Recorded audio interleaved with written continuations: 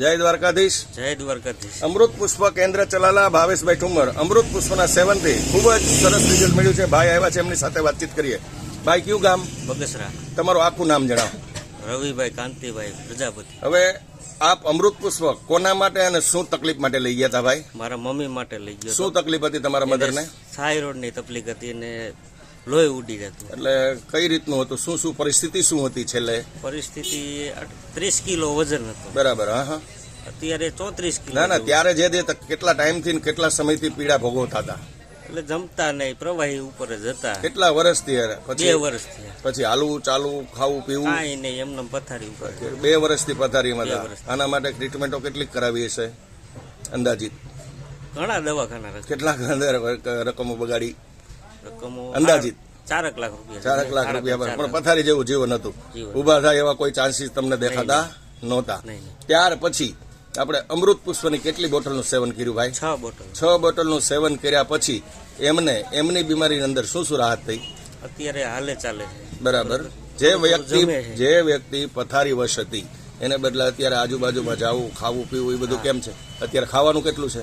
અત્યારે 1 રોટલી જમે. પેલા હાચોડું. અત્યારે ટૂંકમાં શરીરની અંદર એનર્જી તમારી દ્રષ્ટિએ કેટલી કહી શકાય? હાલે ચાલે.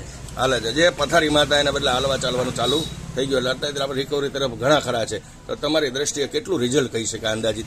રિઝલ્ટ એનું 60% જેવું. બરાબર. એટલે હજી આપણે કન્ટિન્યુ જ્યાં સુધી 100% રિઝલ્ટ ન મળે પણ અદ્ભુત રિઝલ્ટ છે. ટૂંકમાં આપણે કહીએ જે આપણે આશા મૂકી દીધી હતી ત્યાં સુધીની વાત છે ને મારા વાલા? હે, એવું જ હતું ને કે હવે આપણે આ વ્યક્તિ ઊભી થાય એવું તમને લાગતું નહોતું? આશા જ નહોતી. બરાબર. એવી જ વાત મેં સાંભળી હતી. બરાબર.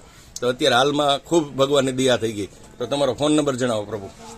82 381 64 485. હજી એકવાર ધીમેથી બોલી જાઓ. 82 381 64 485. બરાબર. જય દ્વારકાધીશ ભાઈ. કયું ગામ તમારું? શાંતિનગર. શાંતિનગર. હવે તમે અમૃત પુષ્પ કોના માટે અને શું તકલીફ માટે લઈ મારી ગયા? માટે શું તકલીફ હતી વાલા? લોહીમાં વાહ ભળી જાય. વાહ ભળી ગયો તો, અને વાને હિસાબે તમને તકલીફો શું પડી આ હતી? બધું દુખતું, ગોઠણ ને પગ ને એટલે બધું. હાલવા ચાલવામાં પરિસ્થિતિ શું થતી? કામકાજ કરવામાં પરિસ્થિતિ શું થતી? અસડો હલાતું જ નહીં. તો તમારું જીવન પથારી જેવું થઈ ગયું હા, હતું? હે? હા. ઘરમાં કેટલું હાલી શકે હાલવું હોય તો? અસડો આમ ટેકો જ દેવો પડતો. આવી પીડા કેટલો ટાઈમ ભોગવી? 6 મહિના. 6 મહિના. એટલે પૂરેપૂરી પરિસ્થિતિ ખરાબ. હા. કેટલીક ટ્રીટમેન્ટો કરાવી વાલા? ઘણી આમ 5-6 દવાખાના ફર્યો છે. કોઈ રાહત હતી નહીં. ત્યાર પછી આપણે અમૃત પુષ્પની કેટલી બોટલનું સેવન કર્યું પહેલા? એક કરી છે ને આ બીજી લેવા આવ્યા છે. 1 બોટલના સેવન કર્યા પછી જે તકલીફો તમારી હતી એની અંદર અત્યારે શું શું સુધાર થયા?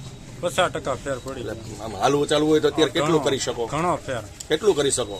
એટલે ઘણું હલાઈ જાય છે આમ. એટલે ટૂંકમાં કામકાજ કરી શકો છો?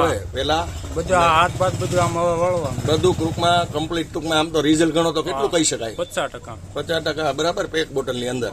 પણ જે નહોતા કરી શકતા એને બદલે અત્યારે બધા કાર્યો તમે કરી શકો છો. તમારો ફોન નંબર જણાવો ભગવાન. 79 90 88 59 99.